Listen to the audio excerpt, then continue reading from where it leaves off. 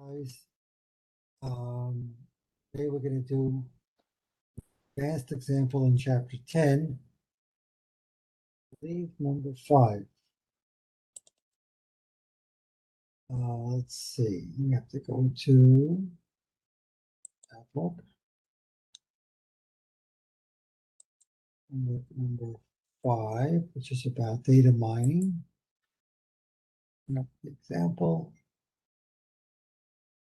This is a complicated example. This is what's happening. We have variables collected over time. But that's not really the key issue here. The point is these variables are connected to each other presumably by cause and effect. So for example, if your customers are happy, you're going to make more profit. If your workers are unhappy, you're going to give bad customer service and therefore your customers will be unhappy. So there are chains. There's like A implies B and B implies C. And sometimes one factor could have an impact on two factors, as we'll see. So we have the data here, and we have to, first of all, identify which of these 12 variables let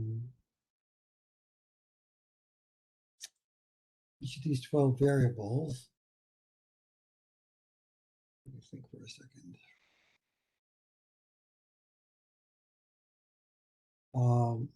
Are causing another variable to change, which is called a leading variable, and which are being affected. Those are called the lagging variables. And of course, a variable could be both. You could have, as we'll see, your worker satisfaction might be the result of some other things, but the worker satisfaction itself can then in turn cause another variable to change. So it could be both a lagging and a leading variable, but they want us to identify the variables. Okay, X1, order accuracy. That means if the waiter brings you what you asked for. So I guess that's a leading variable. That's going to cause, the outcomes are going to be basically profit, market share,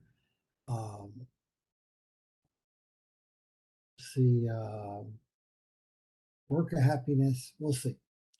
X2, which is timeliness of delivery. That's also a leading variable. Table cleanliness also affects other things, but nothing is causing it. And finally, X4, customer satisfaction. That is a leading variable, but it's also a, because that leads to profit. So let's call it a leading variable. I don't know. It turns out these are a little bit tricky. And let's keep going. X5, total number of complaints. That's an impact of all these other things, the order accuracy, timeliness, etc. Let's call that a leading variable. Even though, again, it could also be lagging because it depends upon customer satisfaction. Let's keep going. X6, customer referrals. I guess satisfaction, complaints, referrals, these all are different ways of seeing the same thing. So let's call that another leading, even though I suspect it might be lagging as well, but we'll come back to that. X7, gross profit is definitely a lagging variable and affected by the other variables. X8, which is market share, a lagging variable. X9, which is revenue per employee, a lagging variable. Menu shortages. That's maybe this either means you have too many people in your store, in your restaurant, and you don't have enough menus. But I think what it really means is that you don't give out enough menus to your customers, so they complain. So that's a leading variable. And hourly employee turnover rate, well, if the employees are satisfied, let's call that let's see, our employee turnover rate. That has an impact on profit, but it's also the result, so it's leading in that sense, but it's also the result of the employee satisfaction. Employee satisfaction is saying leading. So let's see. Done. Check answer. And almost for sure we're wrong. But I'm going to not change it. And then we'll see the right answer in a second. Final check. Okay, so we got leading. So the first, these were all right. Lagging. I had leading. So my first two are wrong. X5 and X6. Wrong. And then lagging, leading, lagging. So X12 is also wrong. So 5, 6, and 12. So let's go back to 5, 6, and 12. 5, total number of complaints. I had, they call it a lagging variable because it depended upon, I guess, customer satisfaction. And 6, customer referrals. Also, I had it lagging, but it's really leading. I had it leading, it's really lagging because I guess it's customer satisfaction to customer referrals. All right, and then I said 12. Oh, we only had 3 wrong, it seems. 4, 5, and 6. Let's see, 4. Customer satisfaction. I had it as lagging. I had it as leading. Oh, that's right. Let's try all 3 of them. 4, 5, and 6. Customer satisfaction, customer complaints, customer referrals. All this has to do with customer. I thought, okay, they're saying that it's lagging. Of course, that means it depends on time. I guess it depends on these things over here. Cleanliness, customers. Okay. So again, when you do the example next time, we'll keep that in mind. I don't think these answers change, to tell you the truth, but we'll find out. And now comes the next part of this complicated problem. We're arguing that you can have the following, it's called a path model, PATH. And there are many sophisticated statistical techniques for estimating the impact of each of these categories, but we're taking a little bit of a simplistic approach. But the basic model is that category A, which will probably be accuracy, timeliness, cleanliness, menus, etc., has an impact on B, which will probably be customer satisfaction. And this in turn has an impact on, okay, well, let's go backwards. E has to be the profit, satisfaction, complaint. So this E, so this has to be definitely an E. All right, next. What has an impact on E? Well, oh, I'm sorry. E, this is definitely E. Okay, so that's the E. This is everything funnels into E. So what has a direct impact on profit? Is, I guess, C. Customer satisfaction, etc. What else has an impact on profit?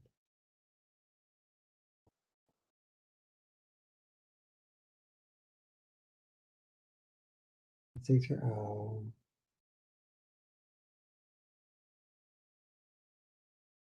That's the turnover. All right, that's how you reason it out. Employee satisfaction. Has it impact on employee satisfaction?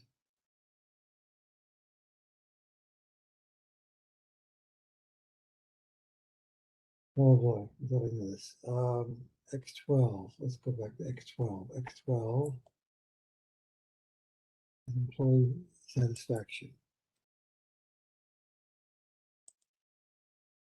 Oh, is that a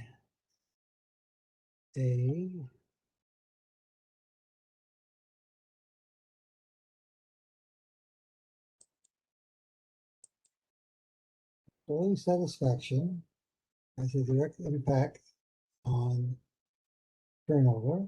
That's true. That has an impact on profit. Employee satisfaction has an impact, has a direct impact on how good the waiters are, accuracy, timeliness, etc. So this would be a B. So A form goes into B, A goes into C, and B goes into C. Let's see. B we just said was this. C we said was satisfaction. Yeah, that's it. Yeah, I think this is correct. That's right. So we're saying that because we start out with A because it goes to both the A, B. If somebody is, if employees are happy, then they're going to do a good job, and there's going to be little turnover. Employees are happy, then they're going to do a good job, and then the customers will be happy. See, and then the profits will go up, and if there's little turnover, profits will go up. So let's see if that's right. Hey, we did it. Okay, now comes the numerical part of this example. And they're arguing that the way to decide if the model is correct or which variables really have the biggest impact on the model is by looking at the correlation. Now, the correlation really measures the linear relationship between two variables, as you might have picked up in previous chapters. But it doesn't by itself prove causality. You can have two variables that are highly correlated that just happen to be affected by a third variable. So, for example, the amount of ice cream that's eaten month by month, or city by city, and the number of drownings city by city. As cities with a high amount of ice cream have a high amount of death by drowning. Now, clearly, there's no connection between them. What's happening is that as cities where have warm temperature have people eating more ice cream and also have more swimming. So just because there's a correlation doesn't mean there's a causal relationship. But here, once you logically, this is based on common sense, based on experience, based on some other research, you come up with a causal model, you can test it by looking at the correlations between them. You'd expect that A and B should have a high correlation or a high negative correlation if they're inversely related. So let's see the correlation. So we have to go back to the data, open in Excel, and open the file. Go to data, data analysis, correlation, grab the data, which is going to be somewhere between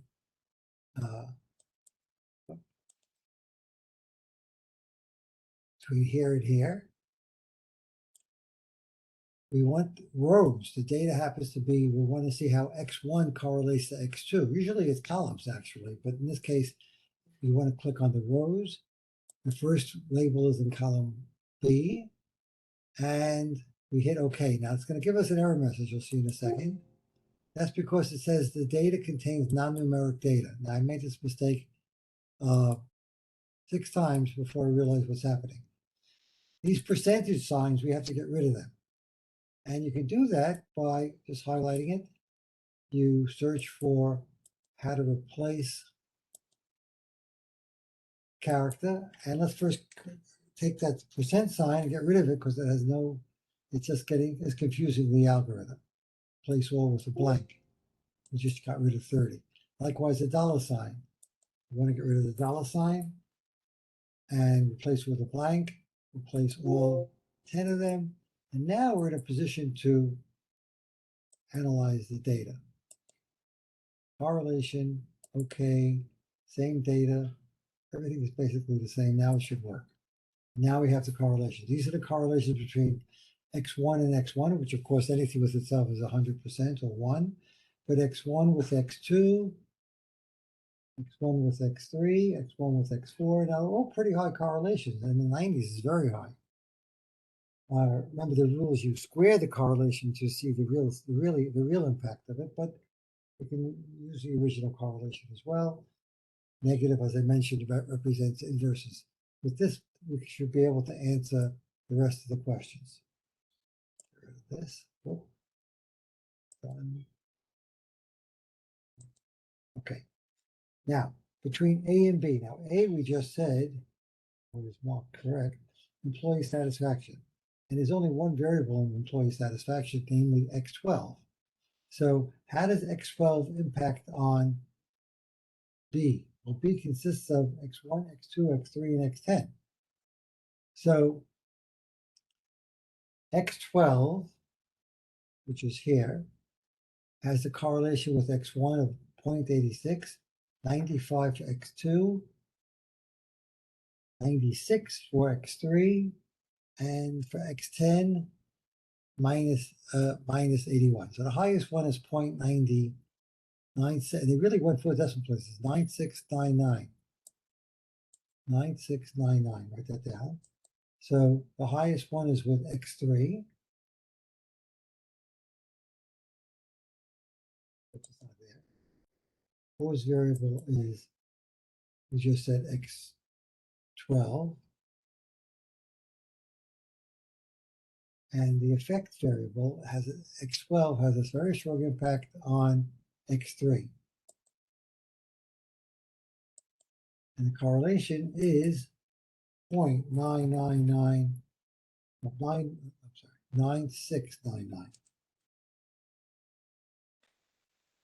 We'll see if this is correct. A with D, well again, A is only X12, so it's relatively easy. D is 11, so that's only one possible answer. 12 with 11 is right here, and it's minus 0.6614.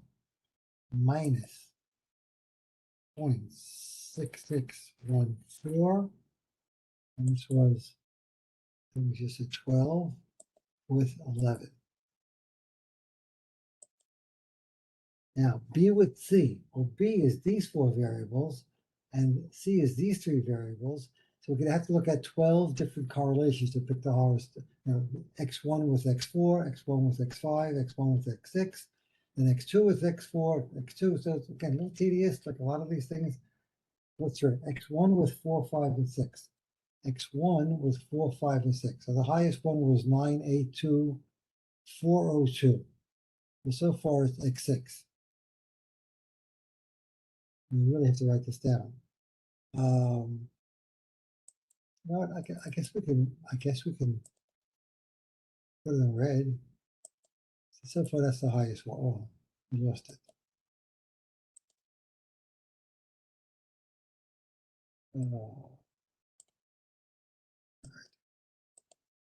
Oh, look at that. We lose it when we. I guess I can put a letter in front of it.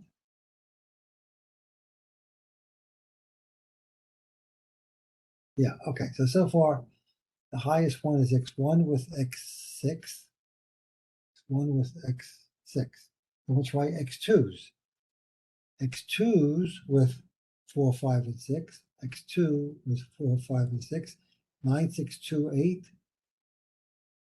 97, 91. So this is still the highest one, 982. And we'll try X3 with 4, 5, and 6. 97, 99, and 90. So this now becomes the highest one. Minus 99.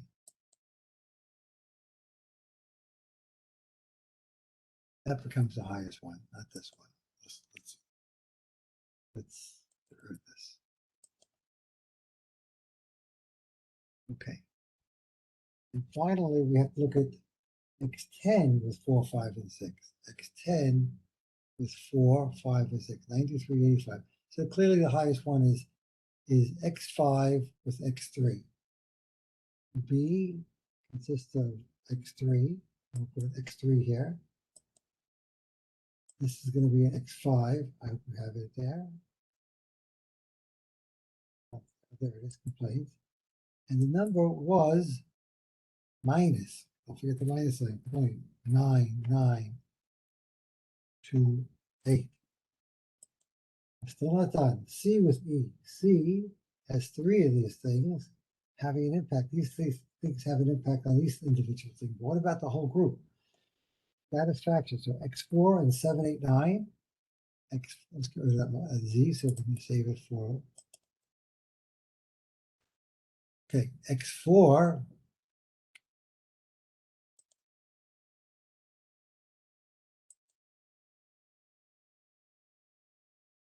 I don't know what's going on. Okay, X4 with C is X4.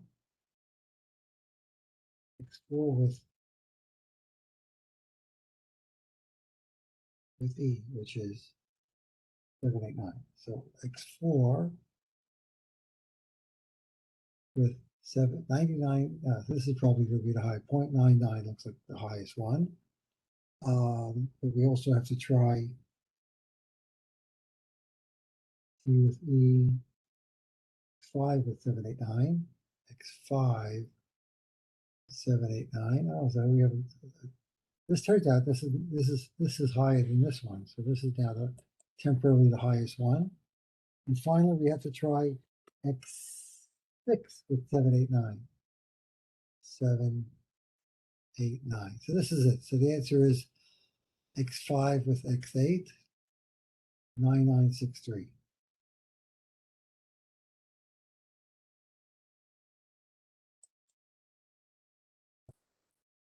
X8.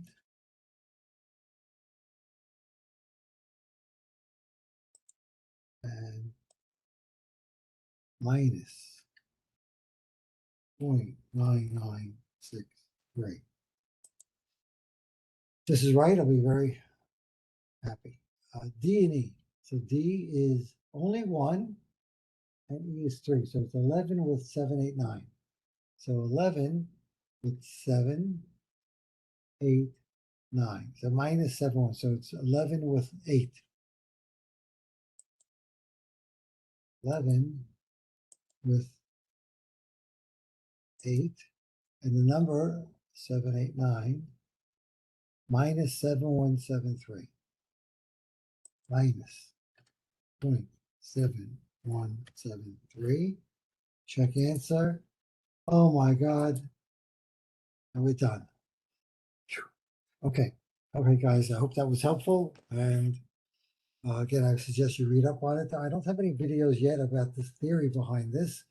But again, to look up path analysis is what this is all about. Stop sharing. Close it off.